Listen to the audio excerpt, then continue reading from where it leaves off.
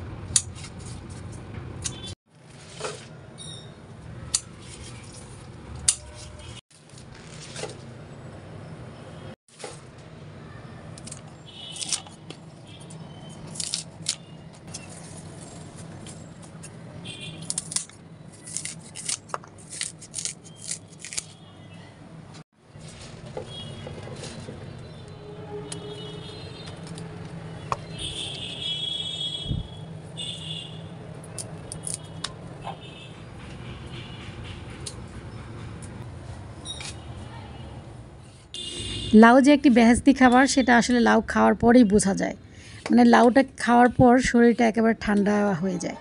যাদের শরীরে জ্বালা পোড়ার খুব সমস্যা থাকে, পানির ঘাটতি থাকে, তারা যদি নিয়ম করে লাউ খায় তাহলে আমি আশা করছি তাদের শরীর কিন্তু একেবারে ভালো হয়ে যাবে, সুস্থ হয়ে যাবে। আজকে আমি পুরো লাউটাই রান্না করব, কারণ আমার বাসায় প্রচুর সবজি খাওয়া হয়। আর সবজি খেতে পারলে তো অনেক ভালো। আমরা একেবারে বাটি ভরে ভরে সবজি খাই। ভাত আর রুটি যত হিসাব করে খাওয়া যায় ততই ভালো, কিন্তু সবজিটা হিসাব করে খাওয়া ঠিক না। এখন যেহেতু শীতকাল, প্রচুর সবজি বাজারে পাওয়া যাবে, তো এই শীতকালেও যারা সবজি হিসাব করে খাবে তাদেরকে আসলে আমার বলার কিছু নাই। হ্যাঁ, অনেকে অবশ্য বলতে পারেন যে সবজিতে প্রচুর দাম, সেজন্য খেতে পারছেন না। ঠিক আছে, কিন্তু প্রপারলি যখন শীত চলে আসবে তখন কিন্তু সবজিগুলো রিজনেবল প্রাইসেই পাওয়া যাবে। তখন না হয় সবজিগুলো একটু বেশি বেশি কিনবেন, বেশি বেশি করে খাবেন।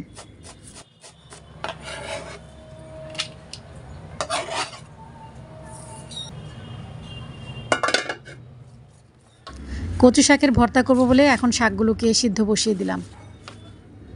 একটু বেশি করেই কাঁচামরিচ দিয়ে দিলাম, কারণ ঝাল ঝাল ভর্তা হবে।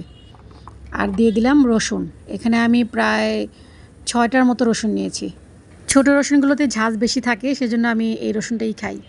এখন দিয়ে দিচ্ছি 2টা পাকা জলপাই। কচু শাকে যদি টক পাতাটা দিতে পারতাম তাহলে জলপাইটা বাদ দিতাম। সামান্য একটু পানি দিতে হবে, কারণ কচু শাক থেকে কিন্তু কোনো পানি বের হয় না। কচি লাউ দিয়ে মুরগির মাংস দিয়ে রান্না করব। তো মুরগিগুলোকে আমি খুব সুন্দর করে কেটে ধুয়ে নিয়েছি। তো এখন আমি সবার আগে লাউটা বসিয়ে দেব। এলাচি দারচিনিও দিয়ে দিচ্ছি। আস্ত গোলমরিচের পরিবর্তে গুঁড়াটা দিয়ে দিলাম।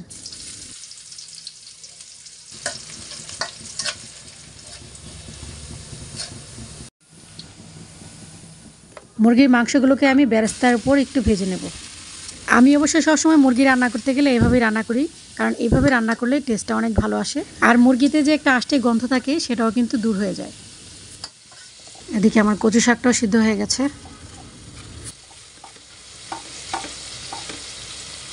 আর একটু সিদ্ধ হবে। মুরগির মাংসগুলো আমার অনেক সুন্দর করে ভাজা হয়ে গেছে।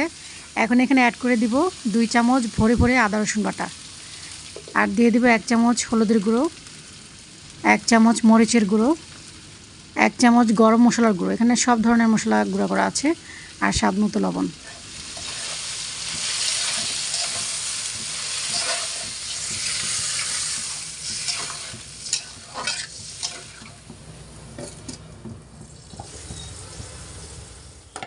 ফাইনালি কচু শাকগুলো সিদ্ধ হয়ে গেছে, এখন নামিয়ে নেব।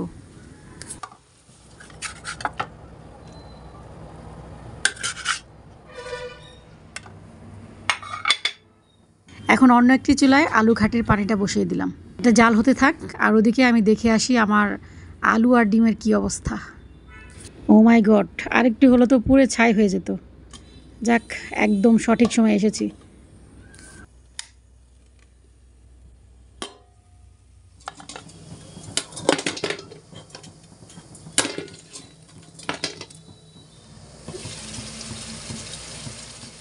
মাংস কষানো হয়ে গেছে, এখন লাউগুলো দিয়ে দিব। আমার কাছে গরুর মাংস দিয়ে লাউ রান্না করলে বেশি ভালো লাগে, কারণ গরুর মাংস আমার অনেক বেশি পছন্দের।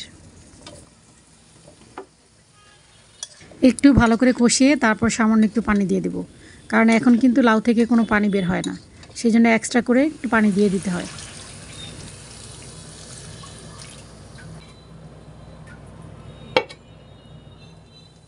প্রথমবার আলু ঘাটি রান্না করেছি মাছ দিয়ে, সেটা খেতে আমার কাছে অসম্ভব ভালো লেগেছে। আর আজকে রান্না করব হাঁসের ডিম দিয়ে। তবে হাঁসের ডিম দিয়ে খাওয়ার অভিজ্ঞতাটা নাই, আজকে প্রথম রান্না করব, আজকেই প্রথম খাবো। আলুর সাথে ডিমগুলোকে অনেকক্ষণ পর্যন্ত সিদ্ধ করার ফলে এই যে দেখেন কালারটা নষ্ট হয়ে গেছে।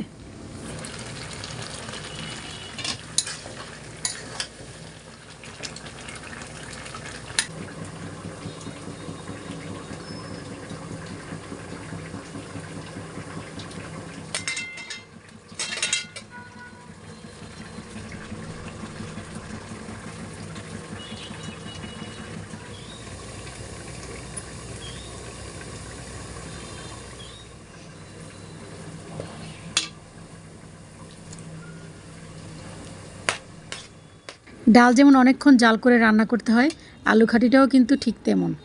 একটু বেশি পরিমাণে পানি দিয়ে অনেকক্ষণ পর্যন্ত জাল করে নিলে কিন্তু আলু ঘাটির টেস্ট অনেক ভালো আসে। মাংস রান্না করার জন্য আমরা যে মশলাগুলো ব্যবহার করি, সেই মশলাগুলোই কিন্তু আমি আলু ঘাটিতে ব্যবহার করেছি।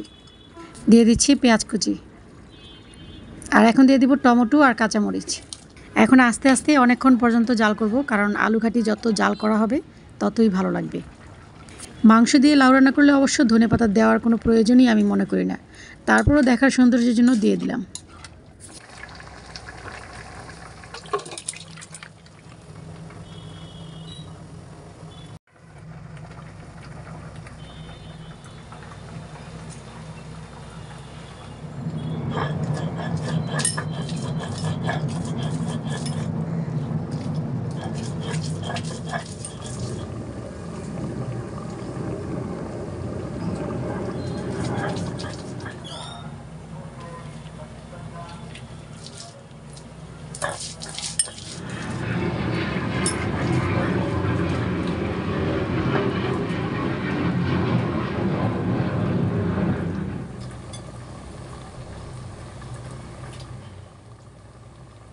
হয়ে গেছে, বাটাবাটির কাজ শেষ।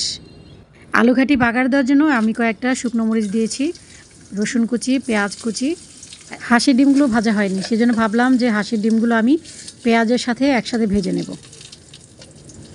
আর কালারটা সুন্দর করার জন্য আমি সামান্য একটু হলুদের গুঁড়ো দিয়ে দিচ্ছি।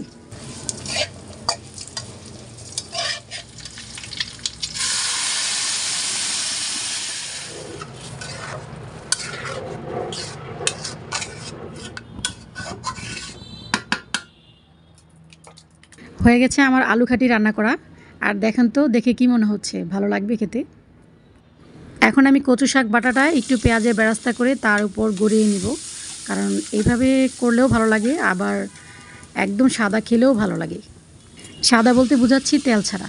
তেল ছাড়াটাও ভালো লাগে, আবার তেল দিয়ে করলেও কিন্তু ভালো লাগে। দুইটা দুই ধরনের টেস্ট।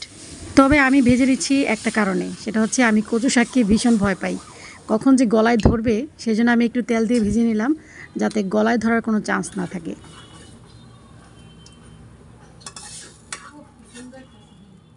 ভাজার পর কচু শাকের স্মেলটা ওহ, অস্থির লাগে। সেই আলু ডাল কেমন হয়েছে? অনেক মজা হয়েছে। আর লাউ? লাউটা দাঁড়াও খাইতেছি।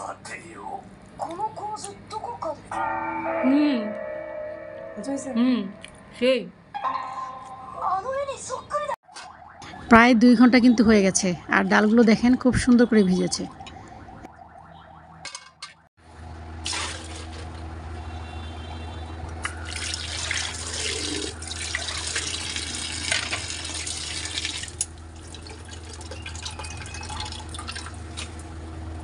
এখন এই পাড়িগুলোকে আমি গাছে দিয়ে আসবো, চলেন যাই।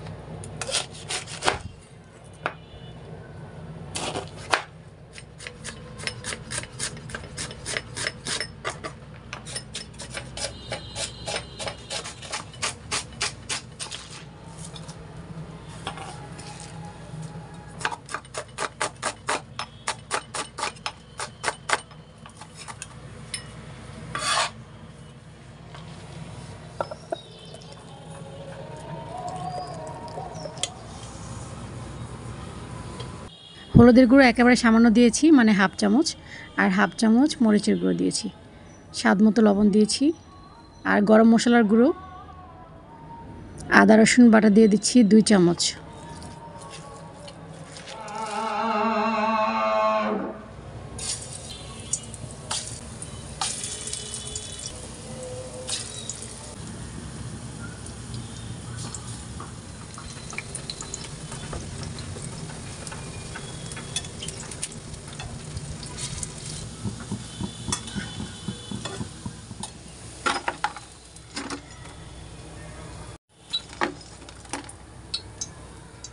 ব্যাস হয়ে গেছে আমার বাঁধাকপির পাকোড়া।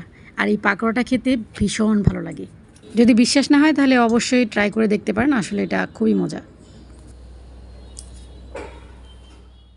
আজকে আমি একদম খাস বাঙালি খাবারগুলোই রান্না করেছি, আর এই খাবারগুলো শরীরের জন্য তো ভালোই, আর মুখরোচকও বটে। গরম ভাতের সাথে ডালের পাকোড়া, কচু শাকের ভর্তা, আলুর ঘাটি, আর মুরগির মাংস দিয়ে কচি লাউ, সবটাই কিন্তু মুখরোচক খাবার। আজ এই পর্যন্তই, ফিরে আসবো নতুন আরেকটি ব্লগ নিয়ে। সেই পর্যন্ত সবাই ভালো থাকবেন। আল্লাহ হাফিজ, আসসালামু আলাইকুম।